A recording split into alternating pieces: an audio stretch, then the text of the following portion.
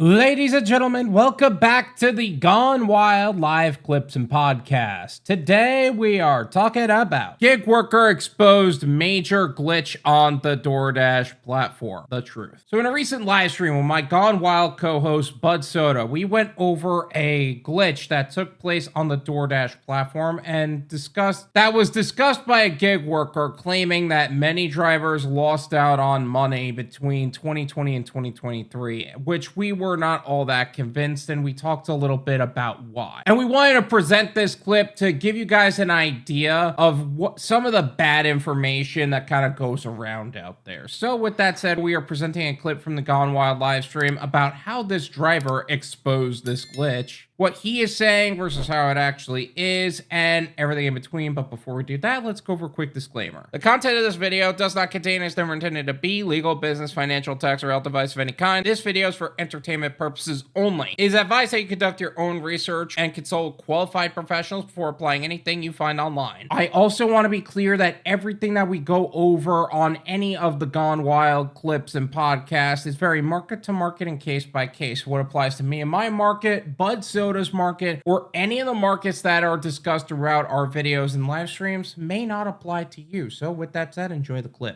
I'm gonna spill some tea how some DoorDashers made almost 6 figures on a glitch from 2020 to 2023. Let me talk about it. Uber Eatsers and Grubhubbers, you might want to come to the front too, because you missed out on one of the greatest glitches in DoorDash history that you could have made so much money. Okay, for Androids, back in 2020 when the Diamond program was coming out, whoever was the best stasher in the area was the best Diamond order was given out to, especially for catering orders. If you were 100% acceptance rate, you got the best orders in your area, especially in major cities, and you got the highest tips.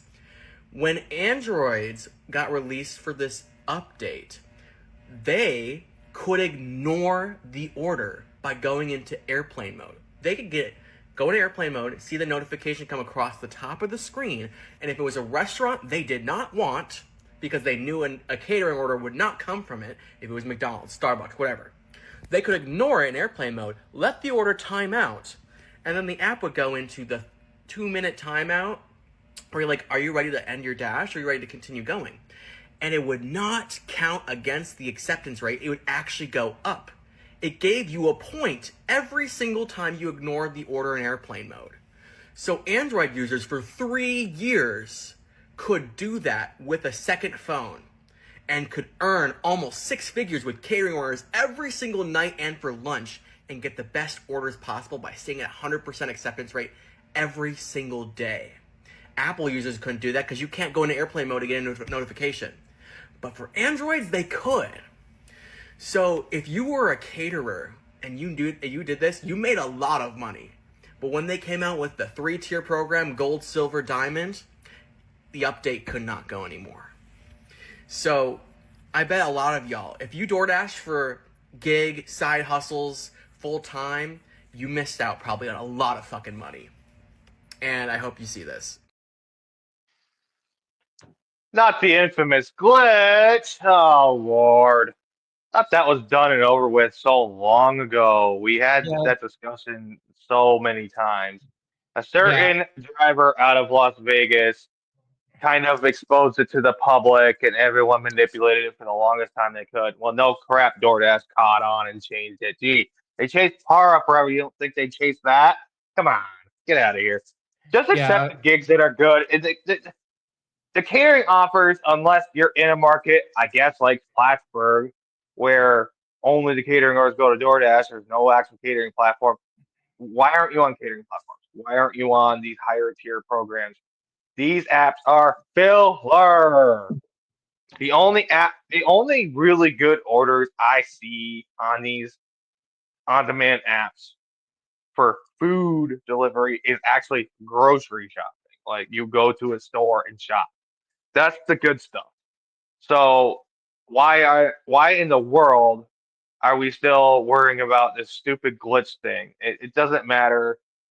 Um, you could manipulate it back in the day before Deliver That and Delivered got really big, and Zifty wasn't a thing yet, or maybe it was really small still, and you didn't have 100 cartwheel apps. So Oh yeah, my god.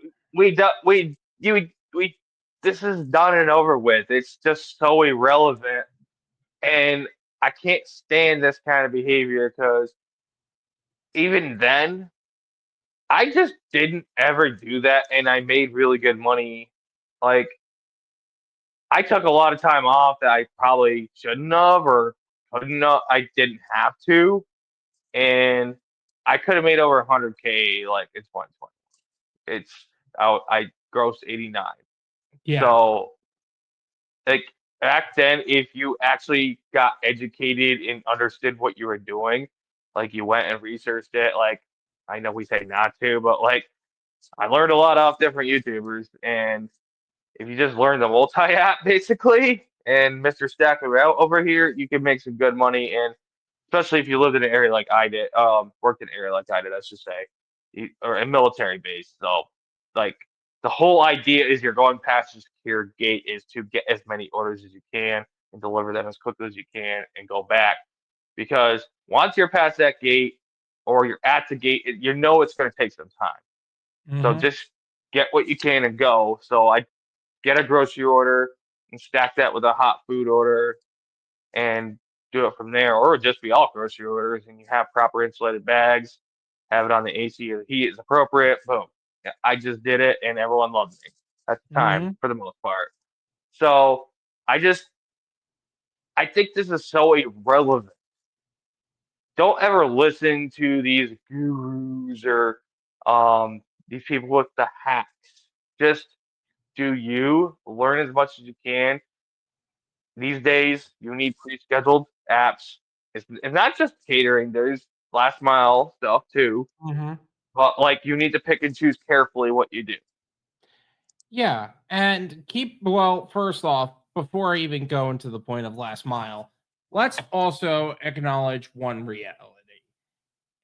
First off, people like acceptance rate doesn't matter as much as people say it does. Like, oh, Oh, if you didn't have 100%, people who had 100% acceptance rate were getting the best orders. maybe, but they had to take a lot of terrible orders in the process, and Or manipulate a even glitch instead. or manipulate a glitch in order to or to actually get that. And if you have to manipulate a glitch in order to make money on a platform, you're not diversified enough. That's just reality. And that maybe So you're not on as many quality apps. Maybe you're on an app where it's really good in your old market, because there's a time where I like one of the things I'm doing right now is like I'm in the process of trying to figure out how feasible would it be for me to move from where I am in South Florida to the Orlando area. And I need to figure out what the quality apps would be out there as opposed to back in as opposed to down here in South Florida. And I am in the process of doing my research on that. There's a couple of companies that are like doing pretty well that aren't down here yet. And one of the things called Meals Now or some shit that is not my area but is in Orlando. Zifty gets good orders down here, but they get more orders in the Orlando area. I get more orders on Deliver That down here. I yeah, delivered. Some people say it's really good where I am.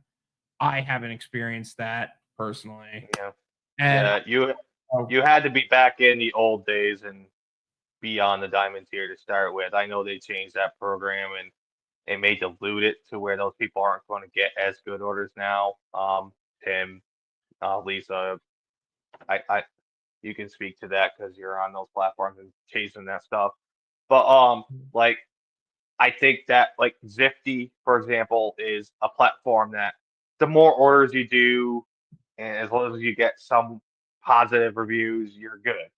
You're yeah, gonna just it's gonna keep building and building and building, which is I think it should more be based on how seasoned are you as a gig worker. Basically, are you versed in what you're doing and okay, we're putting it in your hands because you're the veteran gig worker.